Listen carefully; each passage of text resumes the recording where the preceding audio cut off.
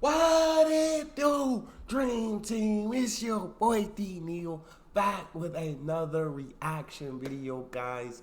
Here we are with Is European History Too White by Lauren on her YouTube channel. She's a new YouTuber, or she's not a new YouTuber, but a new YouTuber for me because it's just my first time reacting to her. Y'all get what I'm saying. But is European history too white? That's an interesting question, and I'm intrigued at what she's got to say. Before we dive in, make sure you subscribe to the channel, ring the notification bell, get a video a thumbs up so it gets suggested. Social media, Patreon, all up top. You want to subscribe to any of it? Put all the links in the description. All you gotta do is hit the link, follow me, talk to me. Human. I talk back. If you guys got a favorite video suggestion, you can subscribe to Patreon, or in the description section there's a Google form link. What we got, Lauren? Hey, Lauren here. Let's talk about history's disappointing lack of diversity. And I do want to apologize for the way that my hair looks, and also the lighting is not the best right now. But you know what? Her hair look good. Her hair look good to me. Unless I'm tripping. Apologize for the way that my hair looks, and also the lighting is not the best right now. But you know what, this is going to be the last video featuring On the Road Lauren, because as of the next video we will be back in our Nashville studio and things will just be a lot more regular and run more smoothly. Not that this little road trip slash jaunt in the summer hasn't been fun, but I am definitely looking forward to being back home, back in our studio. So we all know that diversity is a pretty big deal nowadays, so much so that it's even retroactively affecting history. For example, now when there are shows based off of historical events or people, it's not uncommon for studios or the casting people, directors, to insert maybe some POC where POC probably or definitely didn't exist. Case in point, I'm sure a lot of you remember that a lot of eyebrows were raised when a black woman was cast to play Anne Boleyn, who we do know definitely for sure 100% was white. And it's not just what movie or show was that? I'm not sure. I know I remember Hamilton when you had a lot of people of color playing a lot of these white people from the past. And I actually loved Hamilton. Absolutely incredible. But keep it going. We do know definitely for sure 100% was white. And it's not just Hollywood trying to diversity wash, or I guess black / brown wash history, because this type of thing is actually coming from semi-legitimate and educational institutions as well. For example, the History Channel has been criticized for trying to push things like female Vikings probably harder than is merited. Not to mention the show Vikings Valhalla also features a black female Viking leader, which almost definitely would not have happened. Although keep in mind that the History Channel is also the channel that has brought us Ancient Aliens, so I mean, are they even educational nowadays? Who can tell? And the good news for the people... They try to get their views, Lauren. They need their ratings up. They gotta do this stuff. So, I mean, are they even educational nowadays? Who can tell? And the good news for the people who are pushing this false diversity narrative is that it actually seems to be working. There are a shocking number of people nowadays who really do believe that history looked like a Netflix show, which was simply not the case. We're going to be going into examples of this, but first I do want to say thank you to today's sponsor, Virtual Shield. A new investigation technique being used by law enforcement officials actually uses your Google search history against you, and it's making privacy rights activists everywhere absolutely furious. You see, police have begun using what's known to following cringe-worthy political accounts on Twitter. I also follow some general interest ones as well, including accounts that talk about history. And so the other day I saw this retweet of this admittedly older post that was a recreation of what Roman emperors would have looked like. We got Hadrian, Augustus, Aurelian, and Tiberius. And I thought that was kind of a cool thing, because so often with these historical figures, we just see them through like marble sculptures or these really ornate paintings, and it kind of removes the, I don't know if realism is the right word here, but I don't know about you guys, but I just find it a little bit harder to view these historical figures as actual people, just like you or me, which is why it's much easier to view them as people if you can kind of see their face, see what they look like, and rather than just a stone statue or marble statue. I completely agree with everything she's saying. I think that that is really cool to actually see what they would have looked like, though. That's harder to view these historical figures as actual people just like you or me, which is why I like those AI recreations that kind of make them look more like a modern day person or more realistic, because it reminds you like, oh yeah, this was an actual living, breathing person who went on to do these cool things. So yeah, totally not related to politics, but then I started scrolling through the comment section, which we all know by now is never a good idea. One comment in particular stood out to me. It was by this user who asked, why did you make them all so white? And similarly, another commenter weighed in, maybe if they were Swedes. And now, of course, I am not unaware of the great debate of our time, whether Italians... They were white. They were white. They were white. What? Yeah, what you should... Yeah, the comment section. Don't do that. Don't go to that comment section. People just say stuff. They were... What do you mean so white? They were... And now, of course, I am not unaware of the great debate of our time, whether Italians are in fact white. What do you guys think? Let me know down below. But basically, there were some individuals here who were not so happy with how light-skinned or fair these Roman emperors were being depicted as. I guess they were thinking, as this one person puts it, blonde, Latins have black hair, stupid Anglo-Saxon invaders. This is an insult to the Roman Empire to give them the aspects of a barbarian. So I'm not sure what mother tongue that person has, but I'm guessing it's not English. And I'm also guessing here that the disagreement comes from the fact that nowadays, when people think of Italians, perhaps they think of more swarthy people. But as other people in the thread pointed out, even today there are blonde Italians, especially in the northern part of Italy. And also in the past, despite Italy being kind of Mediterranean, there likely would have been less mixing. And we know that a lot of mixing did occur between Italians and the rest of the Mediterranean, but a lot of that might not have happened at the time these emperors were alive. So yes, they very well may have been fairer skinned, and that's not even to mention the fact, as others pointed out, that for many of these emperors, we actually do have descriptions of what their hair color and eye color was. But for others who were so upset that these Roman emperors were so white, I can't help but wonder whether they genuinely believed that ancient European history looked like the Black Anne Boleyn series. Because don't get me wrong, history... I guess I've never seen these people in real life, so who am I to say that they're whatever? They have black hair, they have blonde hair. I never got to see them. I just heard. What I've been taught is that they were white. I guess I don't know anything other than what I've been taught, though.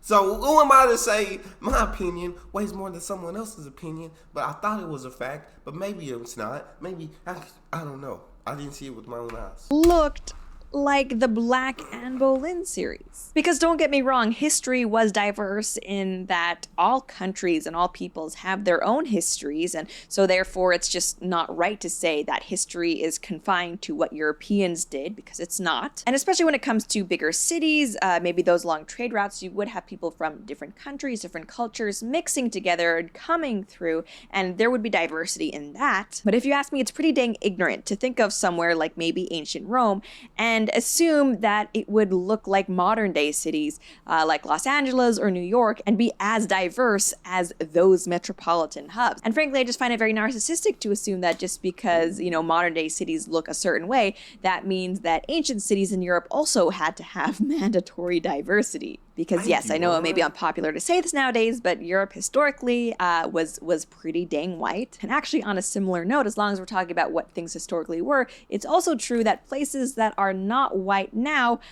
may have been whiter in the past. Specifically talking about ancient Egypt here. Yeah, because we have another facial reconstruction of a historical figure that is just making people on Twitter angry. You have this post, which reads, facial reconstruction of Ramses II, the greatest pharaoh of ancient Egypt, who ruled about 3,300 years ago. And pictured we have what looks to be a white man, a kind of actually gingerish white man. Now, as other people in the comments pointed out, Ramses II was known as having red hair, and he was also born in Egypt at a time when the Arab influence in the area was not as great as it is today, because, you know, there was a little bit of a spread of a certain religion that kind of changed demographics a bit. But once more, so many people seem to just not be having it, and this is similar to the discussion that happens every time that Cleopatra... I don't understand why people like get upset about this stuff. That's just what I don't get.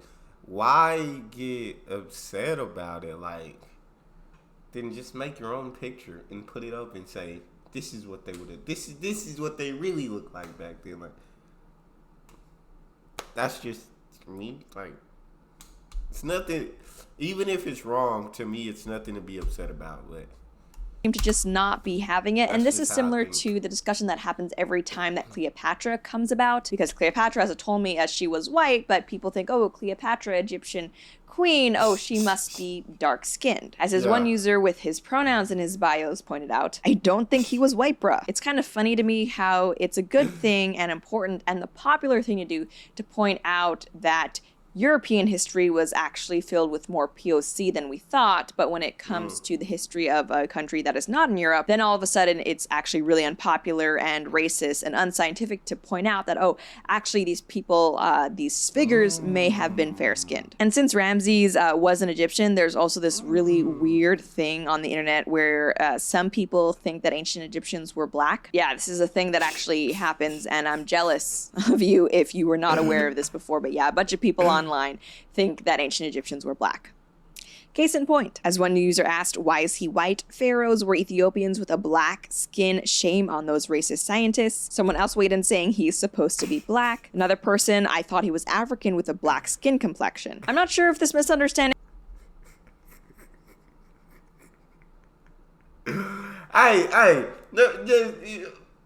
these days they can be whoever you wanted them to be. Just make up these days. Whatever color skin you wanted them to have, just give it to him. Just give it. I thought he was red. I thought he was red with white hair, but maybe I was wrong. Maybe just give him whatever attributes that you want to hand to them. black. Another person, I thought he was African with a black skin complexion. I'm not sure if this misunderstanding arises from the fact that Egypt is in Africa, and a lot of people think that all Africans have really darker skin, even though even today, if you look at Egyptians, they're still not black, neither are Algerians. But I just feel like this is all part of a greater push to retroactively go back to history and put in more black and brown people than there may have been for political reasons, because you're trying to undermine white people not just today, but also in the past. And this effort to rewrite history, it's not just happening for things that happened thousands of years ago, it's also happening for things that happened maybe just generations ago, i.e. things where we have really good documentation, proof, and even photographs of what the people look like. For example, some of you may be aware that there is a new film coming out called Oppenheimer, which follows the life of the scientist Oppenheimer. It's going to be directed by Christopher Nolan and starring Cillian Murphy as Oppenheimer. I love Cillian Murphy. I love this man. Why can I never think of the show when I try to, because it's one of my favorite Netflix shows, but I can never think of it. But this man plays an incredible role in it. Y'all know exactly what show I'm talking about. I'll think of it in a minute. Oppenheimer. It's going to be directed by Christopher Nolan and starring Cillian Murphy as Oppenheimer.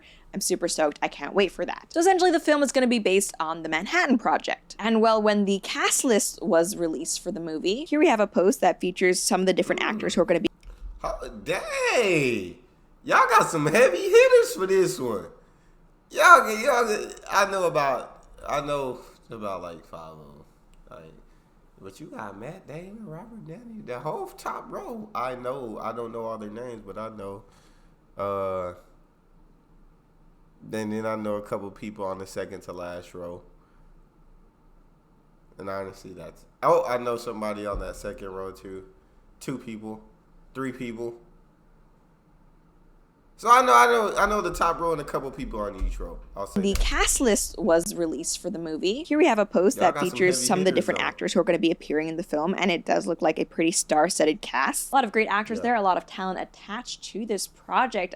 Definitely tons to speak about, but what Twitter wanted to discuss was the whiteness of it all. As this one meme asks, course. why are you white? But thankfully, as someone else pointed out, it's because these actors are playing real people that we actually know what they look like, and he also included a photo of the Manhattan Project, we can see here. Yeah, it looks like a lot of Caucasians, which Yes. isn't necessarily a bad thing, or so I would have thought. But that didn't stop others from criticizing the film, even though it hasn't come out yet, and even though it's accurately portraying the people that it's about, from commenting things like you can play Where's Waldo trying to find any POC here. It's like, I know historically Hollywood had a problem in that they only wanted to tell certain types of stories to the exclusion of others, which I am not really a fan of because I want all types of stories being told, and I think there's been a big improvement of that. And I also know that historically speaking, actors who weren't white weren't given the same consideration. I understand that things needed to change in Hollywood from what they were like in the 60s and 70s, but it's like if we've gotten to a point now where we can't even have